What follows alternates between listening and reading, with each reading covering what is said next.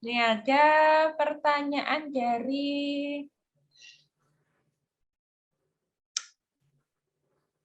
Wardah. Nah, ini tadi sempat disebutkan kalau Bowplank untuk presisi pada sistem grid.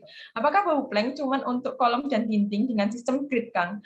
Jika dindingnya melengkung gimana? Kalau gridnya melengkung ya.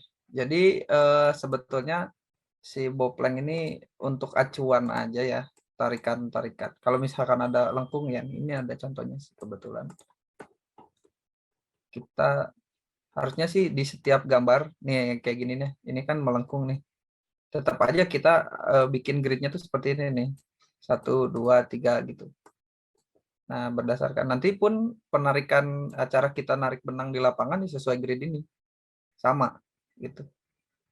Sesuai dengan makanya penting ya dalam misalkan teman-teman arsitek bikin gambar itu ada gridnya gitu. Ini untuk acuan juga di lapangan bisa bukan sekedar angka yang bisa kita pakai untuk acuan di gambar tapi juga nanti di lapangan juga dipakai juga nih grid ini nih. Itu untuk pemasangan boplang. Nah, kalaupun lengkung ya kayak gini aja sih, bisa aja sih. Nggak masalah ya. Ujung sama ujungnya bukan berarti kita melewatkan tapi untuk radius ini kan bisa ditentukan oleh arsitek nih ya bagusnya berapa. Nah, itu nanti tinggal diukur aja lapangan. Nah, karena kita udah yang penting ada acuan, udah ada acuan gitu. Nah, yang lain nanti tinggal diukur dari acuan-acuan grid ini. Nah, itu penerjemahannya ya, boplang itu dipakai untuk apa? Untuk grid ini dipakai untuk pemasangan boplang. Seperti itu. Oke, Kang. Mungkin ini kalau misalkan pertanyaan dari saya nih ya, Kang. Kalau geometri bangunannya itu bentuknya melengkung gitu, misalkan lingkaran gitu, itu gimana, Kang? Grid kan sama aja bisa dibikin kotak ya. Kalau misalkan Oh, ini tetap melengkung seperti ini ya bentuknya ya.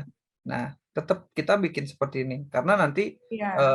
ini seperti ada di chat itu ada respon juga ya. Ada yang menurutnya eh, Sang Tri nih pendapatnya apa Boplang tuh untuk penentuan kolom, fondasi dan struktur bangunan. Betul juga. Jadi kalau misalkan kalau bisa nih ya, antara gambar struktur dan gambar arsitek gridnya ini sama gitu supaya sekali narik boplang gitu. Jadi pada saat kita narik boplang, kita ngerjain boplang tuh udah kebayang si struktur dan arsitekturnya sekalian gitu. Di lapangan tuh seperti itu. Jadi nanti nggak ada singgungan antara arsitek dan kalaupun misalkan ada grid yang apa ada yang lengkung tadi, pertanyaan tadi yang lengkung, grid tetap bisa kita buat kotak gitu.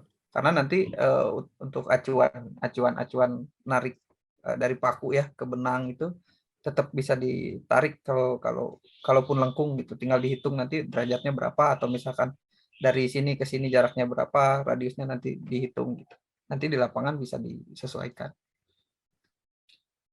itu ya penggambaran di Oke, Kang. Siap. Terus ini ada respon lagi nih dari Kang Tri. Biasanya titik nol bangunan akan ditentukan di Bowplank. Iya ya, Kang Riki ya? Biasa gitu ya ya? betul jadi ya terima kasih juga udah diingatkan selain itu juga untuk titik nol bangunan ya elevasi ya jadi penting sekali misalkan seperti ini kurang jelas nih kalau gambar kayak gini ini 00 tapi posisi ke jalan atau misalkan ke tanah di sekitar di situ atau ke tanah existing nggak jelas jadi kita mau narik boplang aja bingung nih 00-nya di mana harusnya di sini misalkan di jalan ini misalkan ada elevasinya minus 60 misalkan nah itu nanti kita narik narik apa benang untuk apa pada saat membuat boplang nanti jelas di kitanya oh 60 cm dari jalan berarti nanti kita buat boplangnya setinggi 60 cm dari jalan untuk nol bangunan gitu atau misalkan ditinggiin sedikit nanti pinjaman itu teknis lah gitu ya nanti nggak selalu ini di nol tapi bisa jadi lebih tinggi tinggal dikurangi nanti untuk ini gitu jadi yang penting acuan ya kalau boplang itu untuk acuan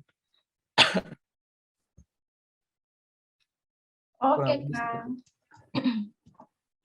Oke, mungkin itu untuk pembahasan tentang Bowplank ya. Menarik ya ternyata ya, walaupun fungsinya cuma di bagian awal untuk pengerjaan suatu proyek, tapi ternyata topik bahasannya itu banyak yang perlu ditanyakan gitu secara spesifik, karena banyak yang masih kurang paham juga ternyata tentang konsepnya bau plank itu sendiri ya, Kang ya.